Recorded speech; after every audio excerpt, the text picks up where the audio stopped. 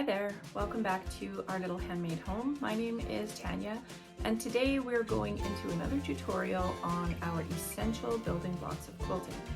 Today we're looking at flying geese. I've got two methods for you, so let's get started.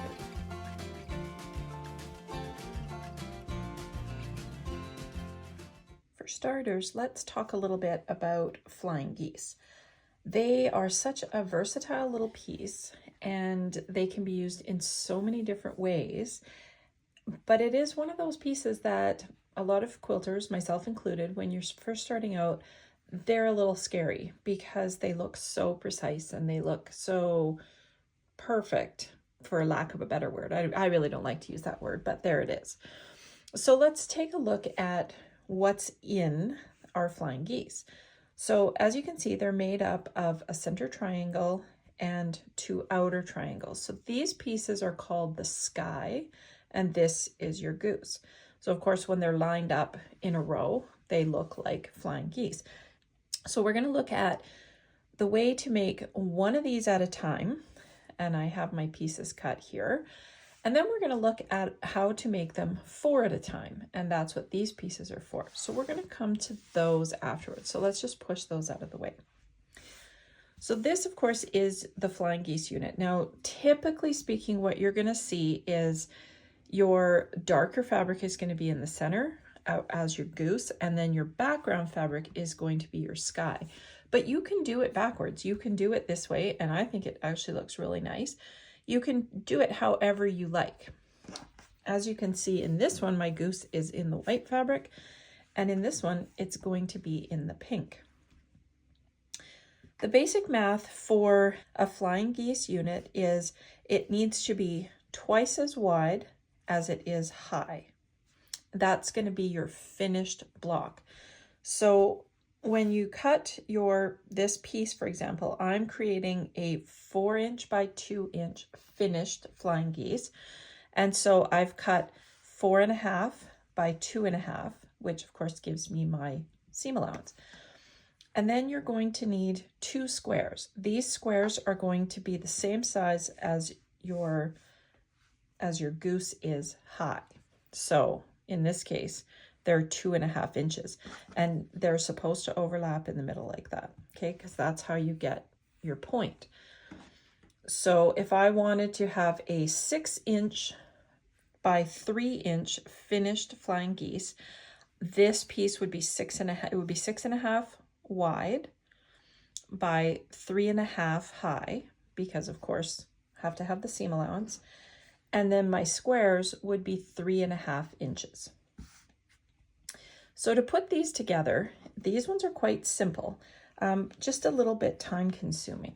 So all we have to do is we're going to make one line and use a pretty fine point marker or pencil, or whatever you like to make your lines. I'm using the Pilot Friction Erasable. Make sure they're erasable. And this is the fine liner, if you can see that on there. There we go. Make sure that it's the erasable, because I've seen lines on your fabric that just don't go away. So what we're going to do is we're going to draw a line on the diagonal, and we're just going to go straight down the middle on that one and on this one. Some of these background fabrics are a little hard to tell if you've got right side up or not.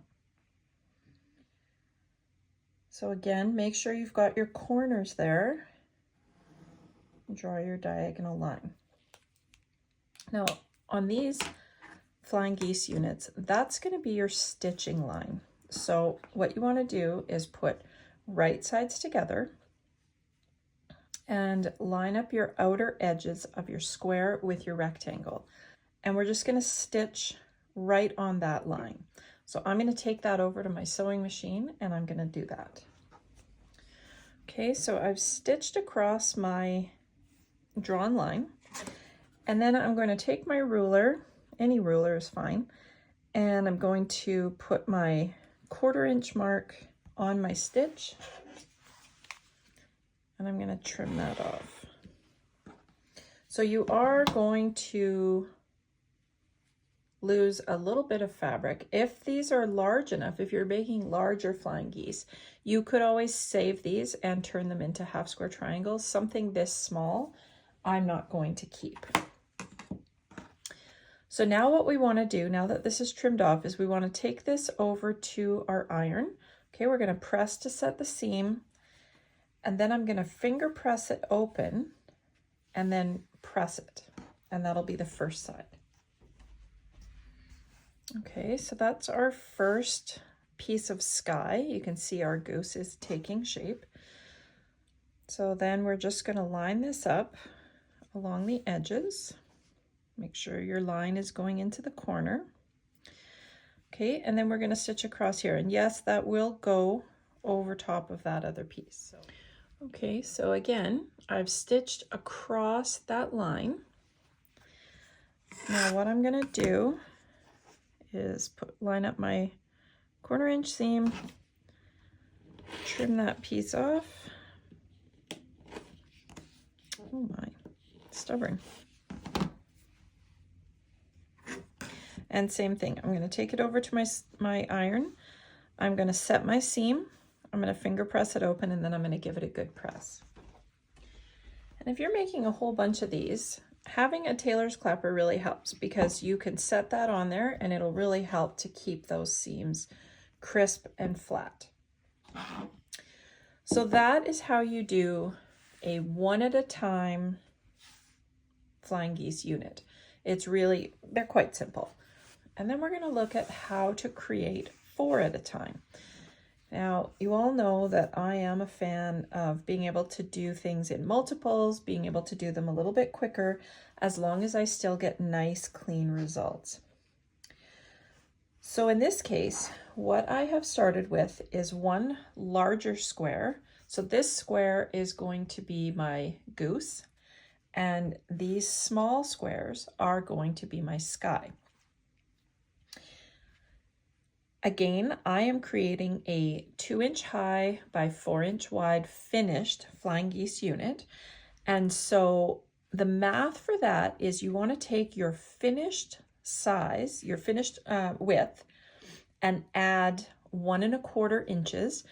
And that's going to give you your starting goose square. Okay. And then you take your height and you add 1 inch. So in this case, it's 4 by 2, so I want to have a 3-inch square for my sky. So it's going to be the finished height of your flying geese unit plus 1 inch. That's the size of square that you're going to need, and you're going to need 4 of them. So in this case, this block here is 5 1/4 because I want a 4-inch wide finished flying geese unit. And we're also going to mark these squares, but we're going to do them a little different this time. So you can mark down the center, but what we're going to be doing is we're going to be sewing at 1/4 inch on each side of center. And so for me, just to make sure that I get the most accurate stitch lines, I like to line up my 1/4 inch marking on my ruler. And I use my mat in conjunction with this. And then I draw a line at my 1/4 inch seam. And this is where having a fine tipped marker really helps. Okay. And then I'm going to turn it around and I'm going to do the same thing again. So I'm going to line up my 1/4 inch with the corners. And you can see that my 1/2 inch line is covering that line over there, which is good. And then I'm just going to draw my line. Okay, and we're going to do that with all 4 of these blocks.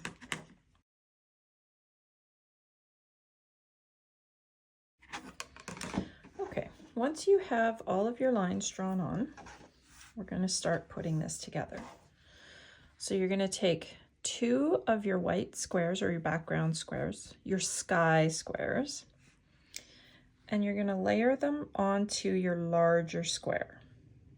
Okay. Now the other option too is that you could layer these squares like this and then draw your line. Okay, you could draw your line down the center. Again, you could draw one line straight down the center. Okay, so you can go corner to corner, making sure that your fabric stays lined up, nothing moves when you're adjusting your ruler. Okay, and then you can do one line straight down the center.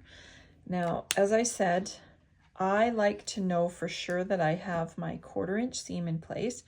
And so rather than drawing the center line and stitching, I like to actually draw my stitch lines.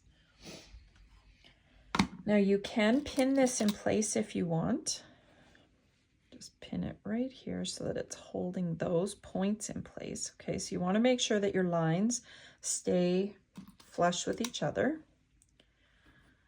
And just make sure not to sew over these pins. You don't have to pin this, but if you're planning to do a whole bunch of them in a row, if you want to chain them together, it's not a bad idea. So I'm going to go ahead and stitch on both sides, and I'll be right back. So as you can see here, I have stitched along my 1/4 inch marks. And the next thing we're going to do is we're going to cut along the center line. So if you haven't drawn a line, just make sure that you cut from corner to corner.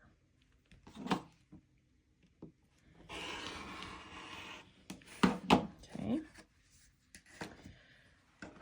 And then we're going to press to set our seams, and then we're going to finger press these open and give them a good press. Now you'll notice here that these are overlapping. So make sure that the first one to get folded out is the one on top. Don't start here because it can distort your triangle on that side. So I'm going to press these and I'll be back for the next step. All right, so this is the look that we have now. They look like little hearts. We're now going to take our next 2 squares. Remember, we marked 4 of these, and we're going to set them on the bottom corner. We're going to align them here, and then we're going to stitch on our 1/4 inch lines. Okay, remember these are stitch lines, not cut lines. So go ahead and stitch on the 1/4 inch lines, or if you've drawn your center line, do a 1/4 inch seam down each side. So I'm going to stitch those, and we'll be back for the final step. I should point out too that if you have lots of these to do, you can chain these pieces really easily. You can chain from the start, or you can chain these pieces either way. So now we're going to cut again, and we're going to go from corner to corner. So again, if you had drawn that center line, that's where you're going to be cutting. And you'll see that the 1/4 inch mark on my ruler is lining up. So we're just going to cut that. And then we're going to cut this one. Again, corner to corner.